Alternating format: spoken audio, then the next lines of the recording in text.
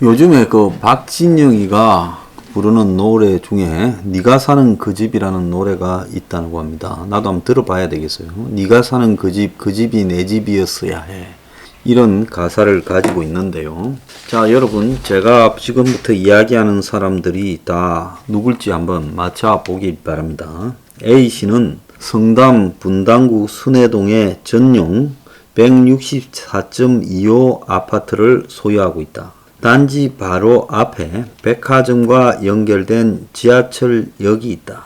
초등학교를 품은 초품아 단지이며 분당 중앙공원이 인접한 자연 친화적 환경이다. 단지 내 같은 면적 매물은 지난해 12월 21억에 거래되었다. 자, 또 B씨는 서울 심장부 광화문 인근의 전용 174.55 평방미터 아파트에 산다. 도보 4분 거리에 경희궁 광화문역이 있는 더블 역세권이다. 시내 한복판이지만은 700m 거리 내에 초중학교도 있다. 방 4개, 욕실 2개의 널찍한 드레스룸이 장점이다. 최근 실거래가 18억 9천만 원이다. C씨가 사는 곳은 서울 마포 상수동의 152.30 평방미터 아파트다. 나홀로 아파트이지만 이곳은 밤섬, 서강대교, 여의도가 전면에 펼쳐진 한강뷰 맛집이다. 개그맨 박수홍이 예능 프로그램에서 소개한 자신의 한강뷰 집이 이곳이다. 이곳은 강원창, 상수역과 각각 도보 8분짜리다. 최근 실거래가 18억 5천만 원. 자, 이 집들은 다 누구의 집일까요? 자, 오늘 중앙일보의 분수대라는 칼럼에 박혜리 기자가 쓴 내용입니다. A. 분당에 있는 아파트는 이재명이 아파트고 현재는 경기도지사 공간인데 이재명이 성남시장 할 때까지 살았어요. 광화문에 있는 아파트는 이낙연이 아파트고요. 그리고 C. 마포구 상수동의 아파트는 정세균이 아파트입니다. 모두 임대주택 확대를 공약으로 내걸지만 임대주택에 사는 사람은 없고 다들 20억 안팎의 아파트에 살고 있다는 거예요. 자, 비난할 일은 전혀 아니죠. 그렇지만 자신들만큼 국민도 이런 조건의 아파트를 소유하고 싶은 욕망이 있다는 것을 이해하지 못한다고 비판하고 있습니다. 자, 오늘 보면 송년길표 누구나 집이라는 것이 시집값 10% 내고 10년 거주하고 그 다음에 살 수도 있고 안 살 수도 있는 이런 집에 대해서 시큰둥하다, 흥행 성공의 물음표다라는 겁니다. 지금 사업자를 모집하고 있는데 위험 가능성이 커서 누가 이걸 하겠느냐라고 말을 하고 있습니다.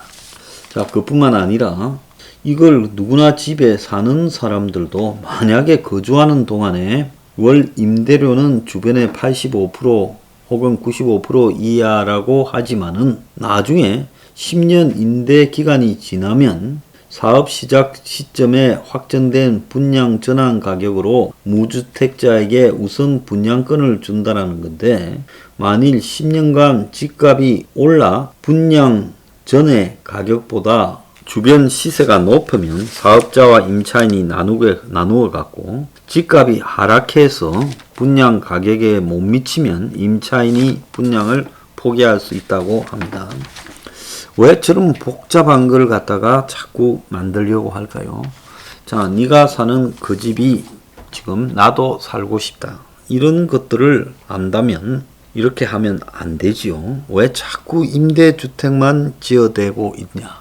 임대주택을 지난해 LH가 72,340가구를 공급했는데 12,020가구가 5월까지 임차인을 구하지 못했다는 거예요.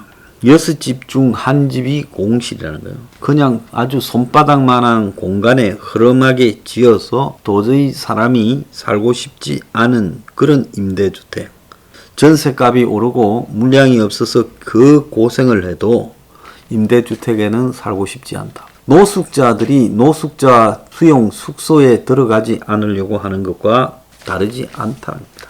자, 홍남기가요, 이 정권 들어서 예산이니 추경이니 해서 막 퍼주는 슈퍼 예산 슈퍼 추경을 하도록 방치하고 있고, 청년 일자리니 노인 일자리니 해서 또 각종 복지가 지금 내년에는 216조를 편성해서 복지가 36%를 갖다가 전체 예산을 차지하도록 만드는데 1조 해놓고, 이제 와가지고 나라 곳간이 쌓여가는 게 아니라 비어가고 있어 상당 부분 어려운 상황이다. 요렇게 표현을 했습니다. 짐 1000일을 넘긴 이 최장수 홍남기 부총리가 역대 최고 장수 부총리래요. 추가 경정 예산을 포함해서 10차례 예산을 편성하면서 문재인 정부의 확장 재정 기조의 선봉장으로서 시키는 대로 해놓고, 어제 국회 애결위 질의에 출석해서 국민이 어려웠을 때 얼마나 체감할 수 있게 지원했는가 반성해야 된다는 더불당 고민정의 질문에 지금 곳간에 곡식을 쌓아두고 있는 이유가 뭐냐, 재정 건전성도 중요하지만 필요할 때는 쓸 수 있는 것 아니냐고 고민정의가 가감히 돈을 더 풀으라고 다그치니 홍남기가 의원님은 쌓아두고 있다고 했는데 사실은 비어가고 있다. 그래서 고민정이 텅텅 비었냐, 고민정이 머리도 좀 텅텅 빈 것 같아요. 이렇게 물으니까 홍남기가 상당 부분 어렵다라고 말을 했습니다. 그래서 정권이 시키면 시키는 대로 다 해놓고 이제 와서 상당 부분 어렵다. 나라 돈은 주인이 없는 공돈이 아니다라는 오늘 한 칼럼도 있었는데, 예산 사상 처음으로 600조를 돌파하면서 막 쓰대고 있는데, 이런 자들이 이제 와가지고 상당 부분 어렵다, 곳간이 비었다라고 말을 합니다. 그러면서도 그 와중에 소주성을 자자찬했다고 합니다. 그래서 돈은 내가 다 쓰고 갈 거니까 다음 정부부터 긴축해라고 말을 하는데요. 현 정부의 경제 정책, 돈 풀기 정책에 대한 자성도 없었고 스스로에 대한 이 자책도 없었습니다.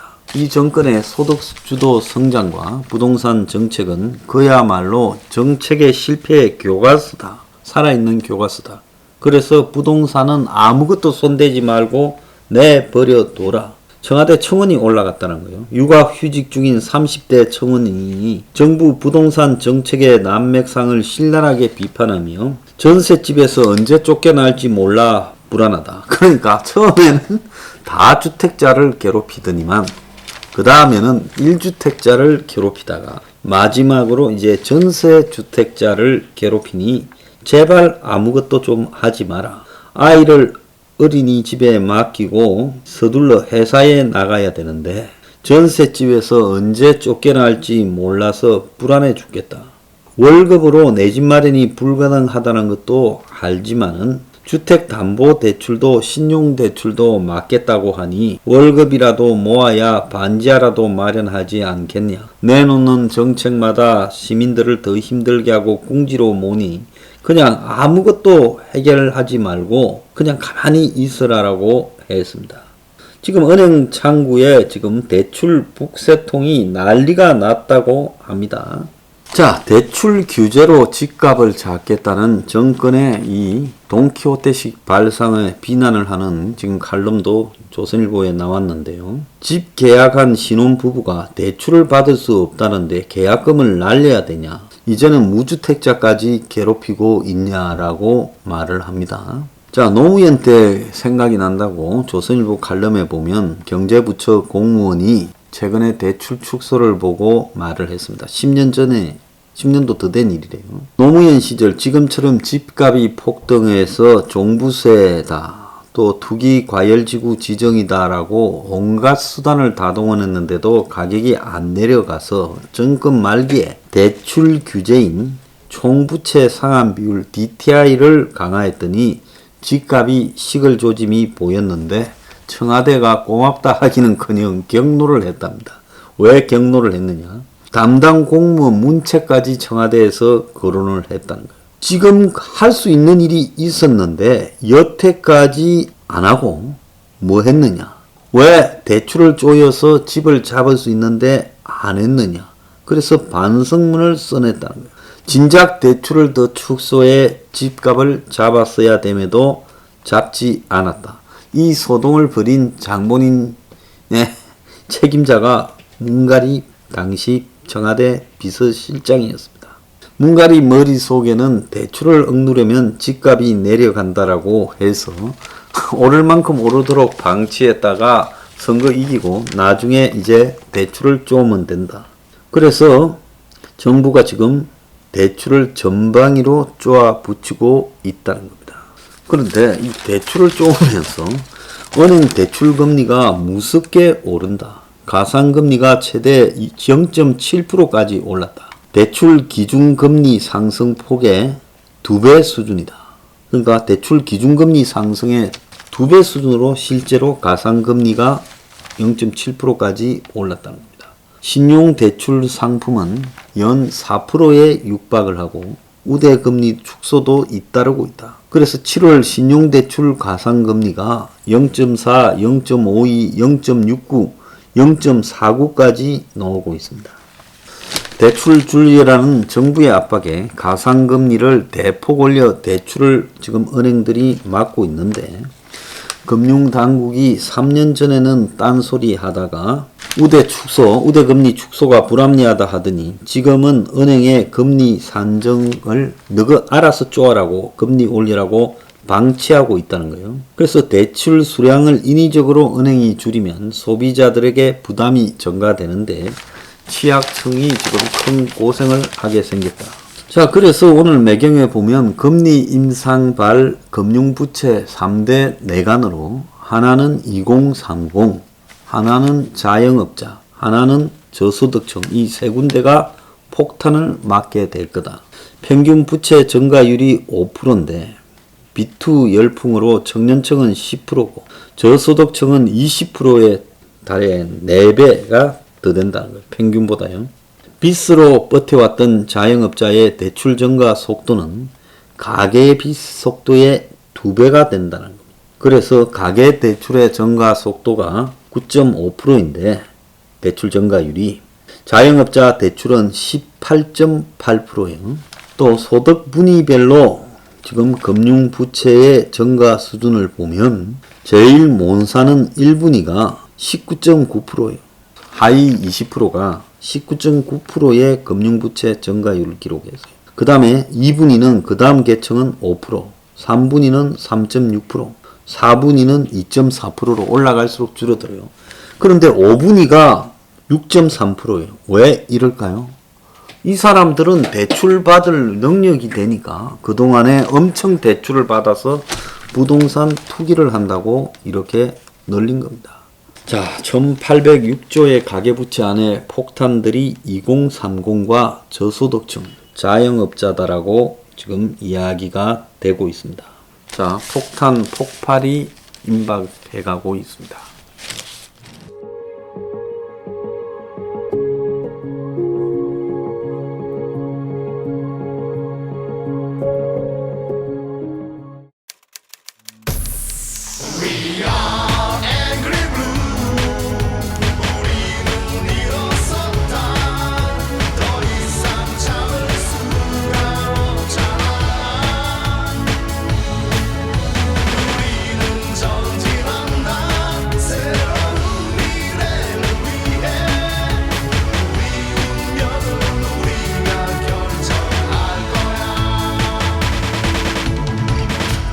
동지